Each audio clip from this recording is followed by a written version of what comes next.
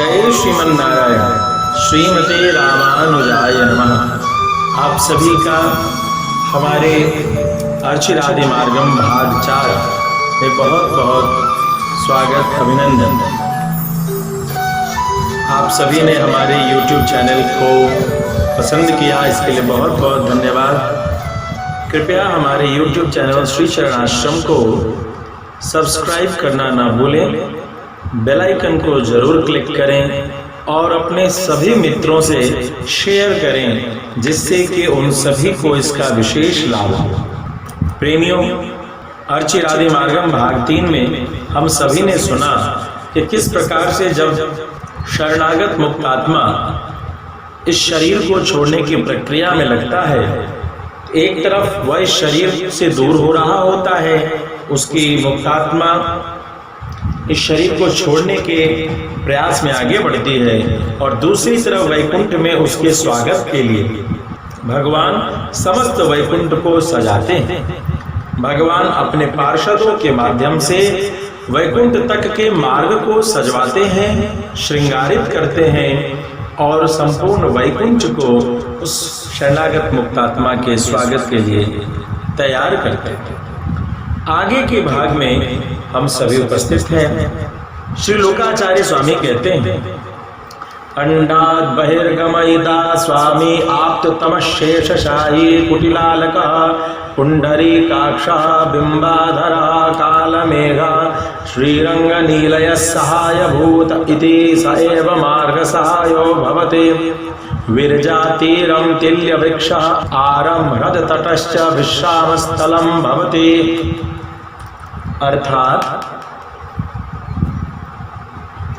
स्वामी आप्ततम शेषशायी घुंघराले केश वाले पुंडरी काक्ष बिंब के समान लाल लाल होठ वाले काले मेघ के समान रंग वाले श्रीरंगनाथ भगवान ही ब्रह्मांड के बाहर भी ले जाने में सहायक होते हैं।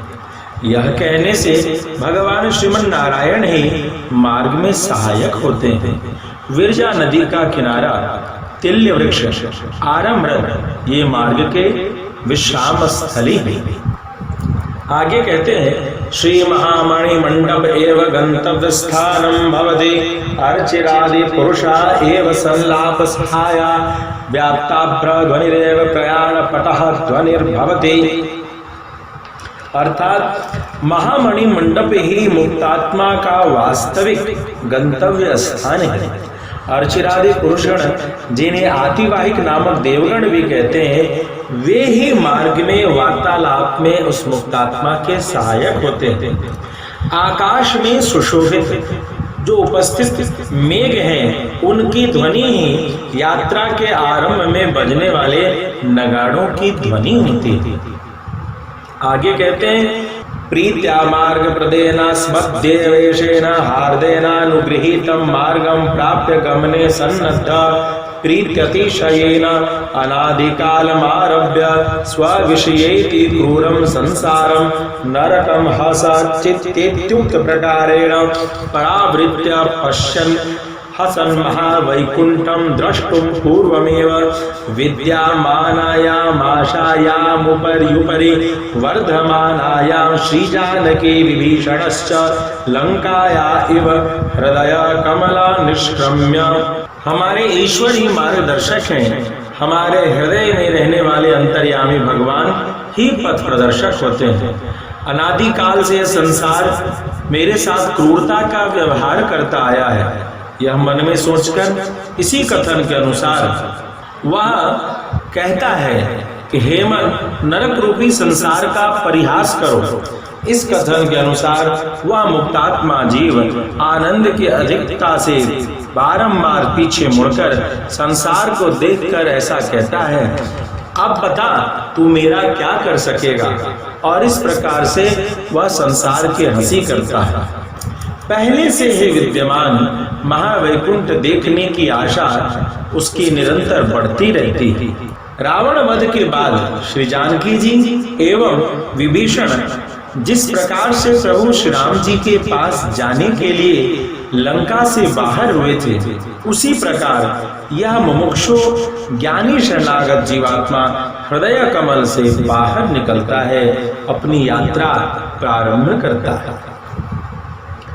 आगे कहते हैं, शतं चैका च हृदयस्य नाड्यस्तासा मूर्धा नमभि निस्कृतैका इत्युक्त प्रकारेण हृदयाश्रिता स्वेकाधिक शत संख्याकासु नाडीषु सुषुम्ना नामकया मूर्धन्य नाड्या विद्या माहात्म्येन देवयानानुस्मृत्या च प्रसन्ने हार्दे मार्गं द्योतयति गत्वा शिरः कपालं भित्त्वा आसु नाडीषु सृप्ताः आभ्यो नाडीभ्यः प्रथायन्ते ते मुष्मिन्नादित्ये सृप्ताः अथैतैरेव रश्मिभिरूर्ध्वम् आक्रमते इत्युक्त प्रकारेण तन्नाड्या संबद्धा आदित्य रश्मि मनुसरन्।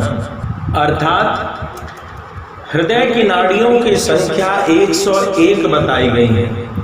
उन 101 हृदयस्थ नाड़ियों में से सुषुम्ना नाड़ी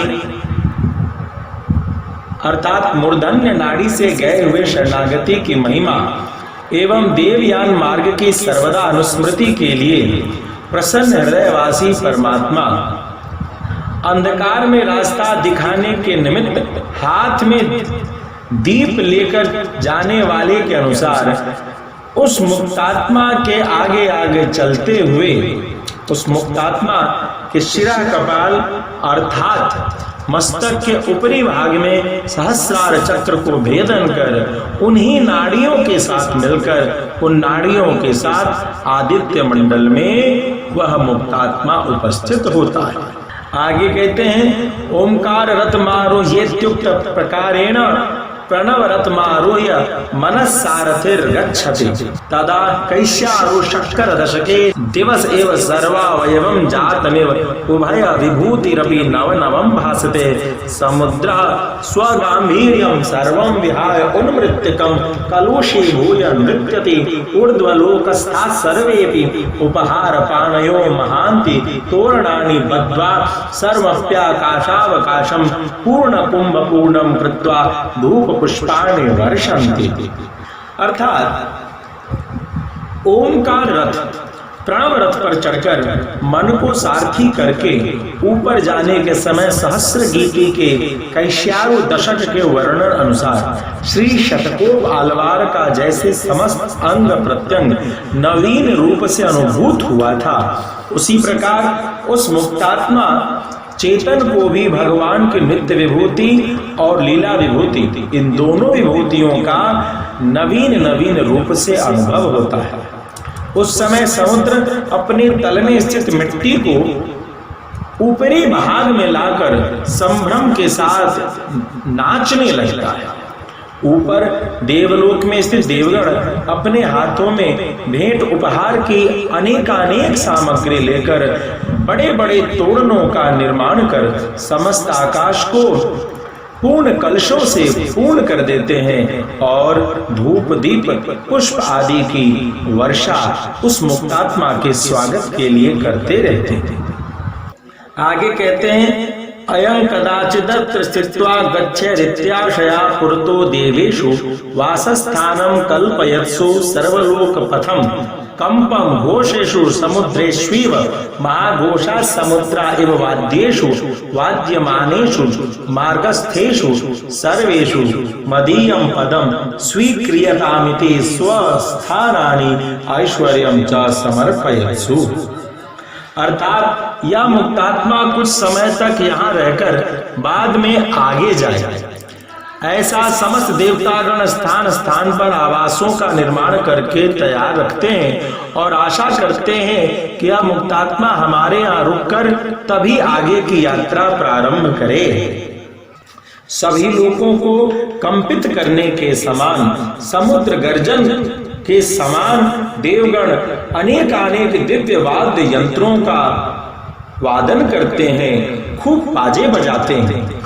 उस मुमुक्षु महात्मा के ऊर्ध्वगमन के समय मार्ग में स्थित होकर के देवता समुदाय हमारा स्थान आप ही ग्रहण कीजिए, हमारे स्थान पर आप ही रहिए, आप ही इसके स्वामी बनिए। यह कहकर अपने अपने पुण्य लोक एवं ऐश्वर्य उसे अर्पित करने की प्रार्थना करते रहते। आगे कहते हैं, केषुचित गीतानि गायत्सु केषुचित यज्ञादि सुकृत फलान्यर्पयत्सु अन्येषु केषुचित धूपादिना अर्चयत्सु केषुचित काहल शंखादीन वादयत्सु अतिकांति मन्नयनासु आतिवाहिक महिषीषु इदम राजकम मा भूत एतत् पालय इति मंगलाशासनम कुर्वन्तीषु। अर्थात उस मुक्तात्मा के आगमन पर कोई कोई देवता तो इतने आनंदित होने लगते हैं कि वे खूब गायन करने लगते हैं, वे गाने लगते हैं। कोई कोई देवता अपने यज्ञ आदि समस्त पुण्य कर्मों का फल उसे देने के लिए प्रार्थना करते हैं। कोई देवता आनंद में उस मुक्तात्मा की धूप दीप आदि से अर्चना करते हुए स्वागत करते हैं। कोई देवता उन मुक्तात्मा के अभिनंदन में शंख काहली आदि शुभ वाद्य यंत्रों का मंगल वादन करते हैं।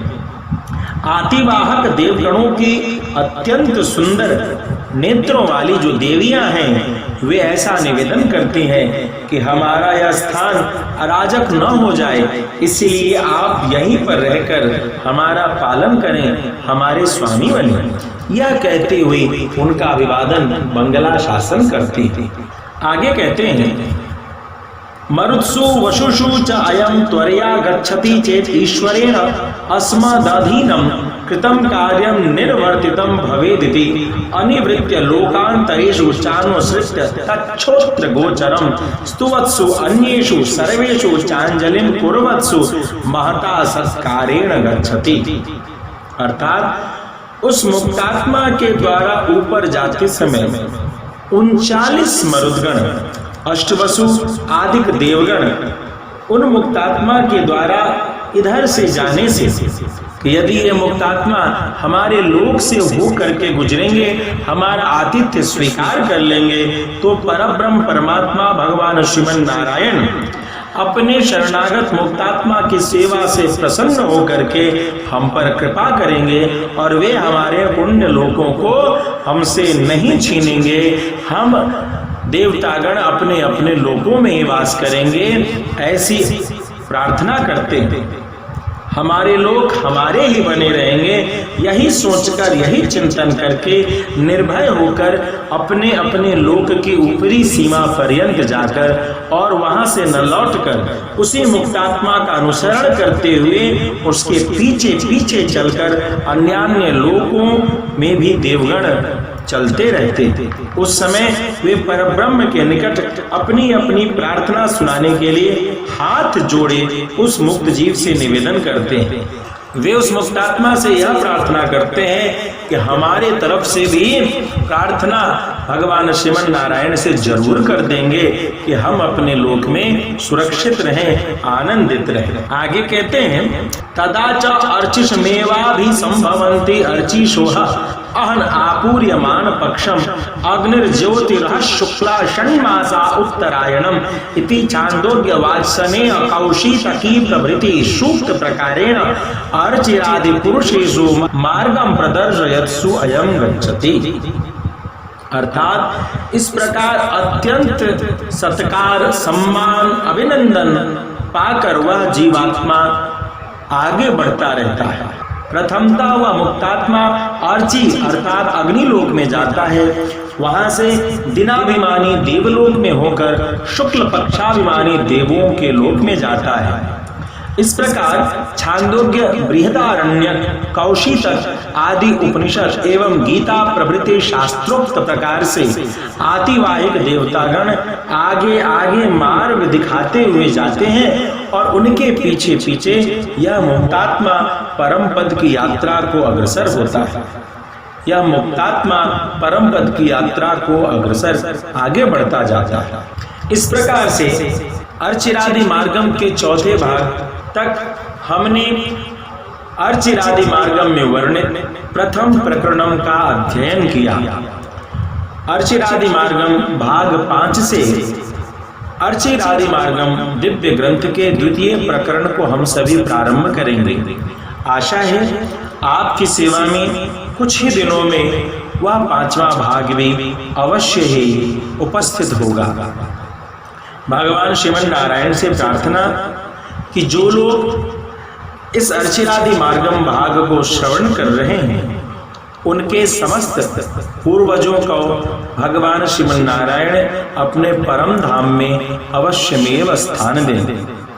और आप सभी से निवेदन, हमारे YouTube चैनल श्री चरणाश्रम वृंदावन को जरूर सब्सक्राइब करें, बेल आइकन दबावें और अपने अन्य मित्रों को शेयर करके इस धार्मिक सुपथ का ज्यादा से ज्यादा प्रचार प्रसार करें।